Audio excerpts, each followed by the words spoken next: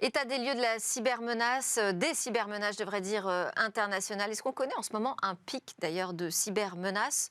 On en parle avec deux entreprises stars, on peut le dire, de la cyber. David Groot, directeur technique Europe, Middle East et Africa chez Mandiant, à la suite de l'acquisition d'ailleurs de Mandiant par Google. Ça c'est officiel depuis, on l'avait annoncé nous il y a un an, mais c'est officiel depuis quelques jours seulement. Depuis mi-octobre. Mi-octobre, d'accord, quelques semaines alors, eh bien vous avez rejoint Google Cloud Security. Et puis avec vous, pour nous parler de ces cybermenaces, Grégoire Germain, fondateur d'Arfang Lab, qui est aussi un joyau, mais lui est resté français, il me semble. Ah oui. Oh oui, dans la cybersécurité. Est-ce que vous pouvez nous préciser un peu, peut-être, vos spécificités déjà, tous les deux? Sur quoi vous travaillez ou comment vous travaillez précisément sur ces menaces? Alors Arfang Lab, nous on est un éditeur de logiciels. Donc on développe une solution de défense, de détection et de remédiation sur les cyberattaques. On appelle ça EDR. EDR, Endpoint Detection and Response. On s'adresse à tous les terminaux, on vient irriguer tout le système nerveux de l'entreprise et on va écouter, poser des règles, regarder des comportements pour détecter les menaces, ce que ne voient pas les antivirus en fait aujourd'hui, puisqu'on voit bien tous les ransomware par exemple qui se déploient allègrement. C'est justement pour parer ce type d'attaques qui sont plutôt complexes et sur lesquelles on va pouvoir avoir des levées de doute. Et donc, détection de cybermenaces, enfin de cyberattaques, et réponse automatique? Alors la réponse, elle peut être automatique, oui, tout à fait. Bien sûr, ça se programme, ça dépend de la taille de l'entreprise et de la sensibilité des systèmes aussi. Il faut faire un petit peu attention. Et des choix aussi peut-être des responsables. Et des choix, des politiques que les RSSI. Nous, on travaille beaucoup avec les équipes en place, les équipes de supervision de sécurité. Et c'est toute la caractéristique de notre solution, c'est qu'on est modulaire, on est adaptable à l'environnement et on est une solution qui est très ouverte. Et chez Mandiant? Chez Mandiant, on va s'axer en fait sur deux piliers principaux qui sont le renseignement, ce que les Américains appellent beaucoup la CTI, la Cyber Threat Intelligence, donc être capable de mieux comprendre l'attaquant, ses méthodologies, ses approches, ses techniques. Donc c'est aussi bien pour anticiper que pour contextualiser une attaque. Et de l'autre côté, le deuxième pilier fondateur de l'entreprise, c'est la réponse à incidents.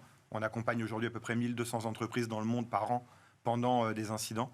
On les accompagne dans l'analyse forensique, dans la recherche, dans la compréhension et dans la remise en place et la rémédiation. Donc c'est vraiment les deux grands piliers, être au courant de ce qui se passe et accompagner au cas où. Bon, donc on peut dire que vous pouvez travailler intelligemment ensemble. En tout cas, je vais vous demander qu'on travaille ici intelligemment ensemble pour comprendre. On est deux entreprises tout à fait tout à fait On se nourrit de la threat intelligence. Et puis de toute façon, dans la cyber, tout le monde échange les informations. A priori, c'est comme ça qu'on peut y arriver. Je précise simplement qu'est resté aussi avec nous en plateau Laurent Amar, le cofondateur et PDG d'Eden par France Vérif. Vous pourrez évidemment intervenir si vous le souhaitez dans ce débat. On va d'abord revenir sur cette attaque qui a visé l'hôpital André Mignot, donc ce centre hospitalier de Versailles. On a découvert cette cyberattaque samedi soir. Le ministre du numérique a quand même rappelé que pourtant, ce centre hospitalier était rentré dans un parcours de cybersécurité mis en place par l'État. Qu'est-ce que vous savez, vous, à ce jour de cette attaque ? Alors, vous savez, la communication sur les attaques, c'est l'apanage de la victime. Donc, moi, je ne sais rien sur cette attaque, rien de spécifique, si ce n'est que il paraîtrait que c'est un ransomware, ce qui ne m'étonne pas du tout, parce que c'est vraiment des attaques qu'on voit très fréquemment. C'est devenu classique, finalement. C'est classique, en permanence. Nous, on en voit régulièrement qui sont arrêtés, évidemment, par nos systèmes. Ce qu'on peut dire, oui, c'est bien sûr, il faut faire ces parcours de sécurité qui sont préconisés par l'ANSSU. Et c'est vraiment... et après, il faut déployer des solutions. Il faut surtout faire superviser ces solutions. De la même manière, je dirais qu'aujourd'hui, on n'a pas obligatoirement les informations autres que celles diffusées par la victime. Mais quand on regarde un petit peu la temporalité et la méthodologie qui semble surgir, on est dans un cas assez classique de rançongiciel ou de ransomware avec un chiffrement des données pendant le week-end, une immobilisation des ressources. Et on semble être dans cette démarche-là qu'on a déjà vue dans les derniers mois, dans les dernières années, aussi bien en France qu'en Europe. Ce n'est pas uniquement en France que ça se passe. On va y revenir de toute façon plus précisément. On aura Damien Bancal avec nous à distance pour préciser toutes les informations qu'on a pu recueillir autour de cette attaque. Ensemble, on va élargir le sujet autour des cybermenaces internationales. Est-ce qu'aujourd'hui, il vous semble qu'on est à un pic parce qu'on a un contexte particulier, cette Coupe du Monde, une guerre entre la Russie et l'Ukraine, des tensions économiques fortes. Est-ce qu'on peut dire aujourd'hui qu'on est à un pic de cybermenaces ? Je pense qu'on n'a pas encore atteint le pic. Ah. On est au début des problématiques ça ne fait que grimper. de la criminalité sur Internet. Enfin, c'est ça, en fait. Ça n'a rien à voir. Enfin, les épiphénomènes dans le monde cyber, en tout cas, que sont la crise ukrainienne ou les événements médiatiques que vous citez, ce ne sont que des objets qui peuvent être attaqués pour diverses raisons. S'intéresser à la Coupe du Monde, c'est peut-être trouver un écho, un retentissement médiatique pour des Anonymous, par exemple, qui voudraient faire un coup d'éclat politique. Mais le vrai problème, c'est la cybercriminalité sur Internet et les rançongiciels, on vient d'en parler, l'extorsion de fonds, en fait, et puis la fuite de données, puisque les données ont de la valeur, et aujourd'hui, il y a une véritable économie autour de ça. Cet effet Coupe du Monde, pour l'instant, on ne l'a pas vraiment vu. On n'a pas, peut-être que je me trompe, mais d'attaques spécifiques qui viseraient ou les équipes ou les fans, d'ailleurs. Alors, on ne l'a pas vraiment vu. Je dirais que globalement, on voit quand même des pics d'activité autour de l'hameçonnage, notamment d'emails, de sites frauduleux. On parlait des sites frauduleux d'achat de places pour aller voir des matchs ou des choses de ce type-là. Mais on est dans des événements qui ne font qu'être des catalyseurs. Aujourd'hui, c'est la Coupe du Monde. Demain, ça sera un autre événement qui va arriver, typiquement les Jeux Olympiques 2024. En fait, ça fonctionne pour tromper l'internaute. Exactement. On est dans l'idée de la fraude, donc de la cybercriminalité au grand cours. On va chercher à tromper le consommateur. Encore une fois, aujourd'hui, c'est la Coupe du Monde. Demain, ça peut être les places pour les Jeux Olympiques 2024 ici en France. Et puis peut-être que dans un mois, c'est autre chose dans un autre pays du monde. On est uniquement dans un prisme médiatique à l'instant T qui fait que l'on voit que ça se passe. Mais la réalité, c'est qu'on est sur une tendance qui ne fait que augmenter, qui est la cybercriminalité. Est-ce que... Oui, Laurent ? Oui, rien qu'un chiffre. En 2021, sur 40 millions d'e-acheteurs en France, il y a eu 26 millions de victimes, des particuliers. Parce qu'à chaque fois, les informations se focalisent sur les entreprises. C'est normal, c'est grave, surtout quand ça touche un hôpital, c'est désastreux. Oui. Mais aujourd'hui, dans notre pays, 65% des acheteurs sur Internet, en 2021, ont été victimes d'un site frauduleux. Nous avons détecté, sur l'année qui vient de s'écouler, nous avons empêché, parce que nous sommes dans la détection. À partir du moment où un utilisateur passe par cette application gratuite, Eden, on va détecter à la base tous les sites frauduleux sur lesquels va aller. Nous avons détecté cette année plus de 125 000 sites frauduleux sur notre territoire. On est clairement dans un climat d'insécurité aujourd'hui, en tant qu'internaute, en tant qu'entreprise, en tant qu'État aussi. Est-ce que cette guerre en Ukraine, pareil, est-ce qu'elle accentue ce contexte de cybermenace ? Alors, je trouve que la guerre en Ukraine, si vous voulez, pour l'instant, il n'y a pas eu d'emploi massif de l'arme cyber, en quelque sorte, si ce n'est en appui de certaines opérations. Donc on peut dire que ça a été, c'est un peu minoré. Maintenant, ça reste une capacité que des États comme la Russie savent très bien employer, les Américains, les Chinois, enfin, il y a beaucoup d'États qui savent se servir de ces capacités offensives. Voilà, qui est une arme qui peut faire beaucoup de dégâts.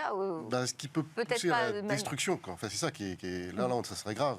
On aurait vraiment un effet physique. Ouais. Le vrai gros problème, c'est qu'il n'y a plus de barrière à l'entrée aujourd'hui pour des cybercriminels pour faire des sites, par exemple des sites clones. Faire un site clone aujourd'hui, c'est-à-dire une copie exacte d'une grande enseigne, c'est-à-dire une copie exacte, va prendre pour un informaticien assez médiocre une grosse après-midi. Pourquoi ? Parce que les codes sont en open source sur GitHub. Et oui, c'est ça, c'est qu'on a aujourd'hui tous les outils à disposition sur le dark web. Pour les particuliers, pour les entreprises, c'est quoi la principale menace du moment ? Celle qui est la plus médiatique aujourd'hui et la plus visible, c'est clairement tout ce qui est autour de l'exfiltration de données et de la demande de rançon. Alors j'associe les deux et je les dissocie en même temps, parce qu'on voit de plus en plus de demandes de rançon sans réel chiffrement des données. Là, on a cité un cas où on bloque des machines. On voit de plus en plus ce qu'on appelle de l'extorsion multifacette, où on a des acteurs qui volent de la data, puisque la valeur, en fait, c'est vraiment la data, et qui ensuite demandent une rançon sans rien bloquer. Tout simplement parce que certains États ont décidé de passer à l'accélérateur en termes de pression. Donc, notamment aux US, on a vu un changement de braquet au moment des événements de Colonial Pipeline, où l'État américain a taper du poing sur la table en disant aujourd'hui les ransomware ça suffit. On voit que ça commence à arriver aussi en Europe parce qu'on a des événements qui sont très visibles et très impactants pour la population. Et donc les attaquants s'adaptent. On est dans un monde de cybercriminels, on est là pour faire un retour sur investissement quand on est un attaquant. Donc aujourd'hui, si le risque que j'encours est trop important, je m'adapte. Et une manière de m'adapter, c'est de récupérer la donnée comme avant, de ne pas bloquer la production ou le mode de fonctionnement de ma victime, tout en lui demandant de l'argent, en lui mettant la pression sur la fuite d'informations. Donc ça veut dire que quand même, quand le pouvoir politique dit « ça suffit », il se passe quelque chose, il y a des effets. Est-ce qu'aujourd'hui, on n'a pas suffisamment tapé du poing sur la table en France, en Europe ? Il y a beaucoup de choses qui se mettent en place. Tout de même, il y a de la réglementation qui est assez forte aujourd'hui. Il y a eu les directives Nice et leur déclinaison. Et ce que font les États, c'est d'abord protéger tout ce que sont les organismes d'importance vitale. Ceux qui sont vraiment vitaux pour le fonctionnement normal du pays. Et donc puis, Nice, on est à la Nice 2, donc qui inclut des obligations de protection pour ce qu'on appelle les OIV, les opérateurs d'importance vitale, les collectivités territoriales. Et les organismes de services essentiels, c'est-à-dire on va retrouver toute les opérateurs, on va trouver des sous-traitants également sur des fonctions essentielles. Et c'est tous ces gens-là qui vont avoir une pression réglementaire et aussi des guidelines. Mais là, vous me parlez des obligations de protection. Oui. Donc on est dans le défensif. Là, moi, ce que j'entends, c'est que du côté des États-Unis, on a une parole un peu plus offensive, peut-être. Est-ce que ça peut changer également en Europe ? Alors peut-être pas que au niveau des États-Unis. Si on regarde dans les derniers mois, Europol notamment a fait énormément de campagnes d'arrestation partout en Europe, récemment au Canada, sur les équipes du type Logbit. C'est vrai. Et donc on voit clairement que le pouvoir judiciaire se met en place. Maintenant, on est dans un nouveau modèle de protection, même si on en parle depuis des années entre spécialistes. Aujourd'hui, le côté plutôt citoyen de la chose est en pleine croissance. Et donc, il faut le temps de mettre tout ça en place, de mettre en position aussi bien la loi et les réglementations, mais aussi les moyens techniques qui permettent de tracer, de trouver, de détecter, et ensuite, pourquoi pas, d'interpeller les différents acteurs. Mais clairement, je dirais quand même qu'on voit une action dans les 12 derniers mois assez forte. Il y a eu beaucoup d'arrestations qui ont été faites dans les derniers 12 mois. Et ça, c'est plutôt un bon signe. Des deux côtés de l'Atlantique. Des deux côtés de l'Atlantique, tout à fait. Aujourd'hui, on prend la mesure de la menace. La menace est bien mesurée. Je pense qu'aujourd'hui, le vrai challenge pour toutes les industries, c'est qu'on traîne un passif. La digitalisation, c'est à nos portes. Toutes les entreprises, le service public, tout le monde digitalise l'information. Néanmoins, on traîne un passif de 20, 30, 40 ans d'informatique et ça ne peut pas se faire du jour au lendemain. Ça pose la question, oui. Et le véritable enjeu, c'est la coopération entre les États aujourd'hui. Oui. Coopération européenne, échange de données, réactivité, pour justement avoir des poursuites judiciaires et trouver effectivement les criminels, en fait. Ça ne doit pas être très compliqué de s'entendre quand même sur cette question, parce que tout le monde a gagné, tout est interconnecté. Le partage de threat intelligence, comme disait David, c'est toujours des questions d'harmonisation, de partage d'informations qui quelquefois sont un peu sensibles, puisqu'on touche du renseignement qui est obtenu par des capteurs qui sont divers et variés. Quelquefois, c'est du renseignement qui a aussi de la valeur pour certaines entreprises. Mais la coopération à l'échelle européenne, en tout cas, elle se met en place. Elle se met bien en place et c'est salutaire. Et ça pose la question, des budgets aussi dans les entreprises. Quels sont les niveaux de budget qui sont aujourd'hui consacrés à la cyber ? On va parler des plus importants, les OIV, là, ces fameuses organisations vitales pour les États. Est-ce que le niveau de budget engagé est suffisant pour la cyber ? Alors, c'est jamais suffisant, je vais vous dire, mais en fait, non, ça a quand même été largement, pour les OIV en tout cas, c'est des budgets qui ont été multipliés. Mais multipliés le budget, par 2, 3 ou 4, je ne sais pas, ça dépend des organismes, mais il y a vraiment une accélération. Mais vous savez, les budgets, c'est une chose, les personnes formées, les ressources humaines pour ne serait-ce que superviser des outils de cybersécurité, c'est une autre chose. Il y a une vraie pénurie de talent aussi, donc on essaye d'accélérer. Mais voilà, le budget, l'argent, malheureusement, ne fait pas tout, quoi. Et les talents, alors, comment on les trouve, ces talents ? Ça, c'est vraiment l'éternelle question aujourd'hui. Mais ça, c'est vraiment le challenge d'aujourd'hui et de demain. C'est-à-dire qu'aujourd'hui, il y a différentes pistes de travail qui sont intéressantes. Il y a tout ce qui va être l'éducation et la mise en place de la formation, qu'elle soit à l'école ou au cours de sa vie. Aujourd'hui, chaque employé doit être acteur de la cybersécurité. Donc c'est facile à dire sur le papier. Maintenant, il faut arriver à le transformer en formant les gens, en les sensibilisant. Donc ça, c'est un premier élément.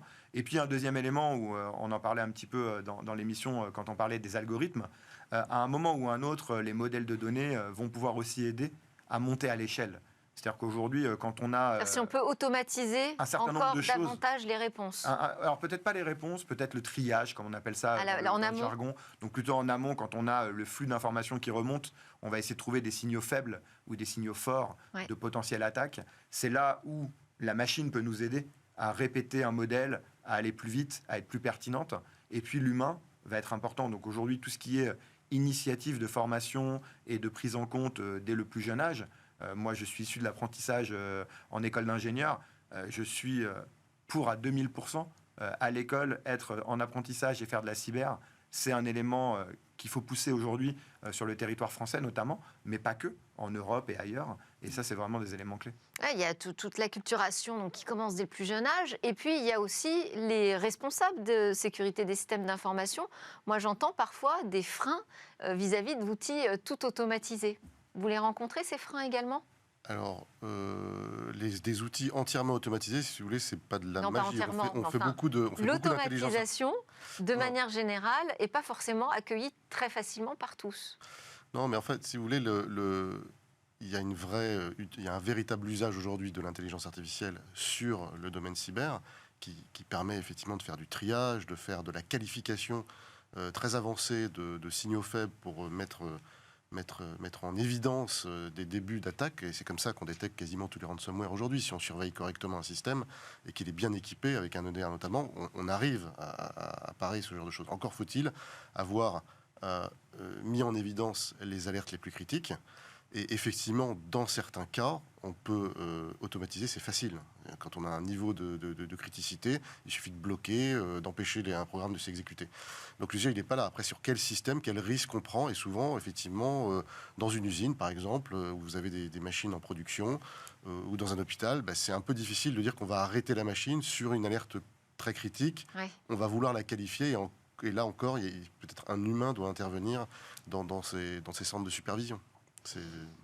Oui. Je dirais qu'il y a un élément clé, encore une fois, on a toujours le beau rôle, puisqu'on est un petit peu à l'extérieur du métier des potentielles victimes et des gens qui se font attaquer. Donc on a cet ensemble de bonnes pratiques à mettre en place et autres. Il ne faut pas oublier que la plupart des entreprises, ou même des organisations institutionnelles, ont un métier à rendre, ont un business à mener. Et leur priorité, elle est ce business-là. Si je travaille dans une usine qui construit des voitures, mon objectif, c'est de construire des voitures, c'est pas de faire de la cybersécurité.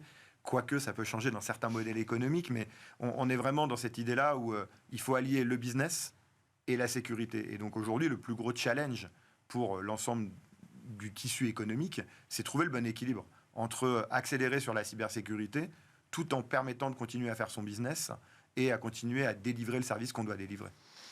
Alors, je voulais aussi qu'on parle du départ de Guillaume Poupart de l'ANSSI, parce que l'ANSSI, c'est quand même le symbole aujourd'hui de la stratégie française en matière de cybersécurité. Guillaume Poupart est une personnalité qu'il a franchement incarnée, qui a permis aussi de mettre ce sujet sur la table. Alors, pas que lui, c'est aussi les cyberattaques, malheureusement, qui l'ont permis. Quel bilan vous tirez, vous, de ces années Poupart ? C'est vraiment ces 8 années, il a passé 8 ans à la tête de l'ANSSI. On a vu effectivement cette agence grandir. Et puis l'actualité cyber, elle n'a jamais été aussi croissante et mise en lumière pendant ces années-là. Donc effectivement, Guillaume, il a été là pendant cette période-là. Effectivement, je crois que tout le monde salue son action. Et l'étape d'après, qu'est-ce que ça va être alors, l'après Guillaume Poupart? Il va falloir passer à une échelle un peu différente, adresser le sujet autrement? Moi, je ne sais pas s'il faut adresser le sujet différemment ou passer à une autre échelle. Aujourd'hui, c'est aussi la richesse de la manière dont on fonctionne en France. L'institution perdure. Les personnes peuvent changer, mais l'institution perdure. Et donc aujourd'hui, le plan et la trajectoire à plusieurs années est bien défini pour l'Agence nationale de sécurité. Les personnes l'incarnent, en effet, mais l'institution est là, elle perdure, le plan est établi, et on a aujourd'hui une volonté politique de continuer dans ce sens-là. Bon, et puis on n'a pas le temps d'en parler, mais pour les perspectives 2023, 2024, il va y avoir les Jeux Olympiques. Ça va être un gros défi à relever. Donc on verra qui remplace Guillaume Poupard. Vous avez l'information ? Non. Non, absolument pas, non. Dommage.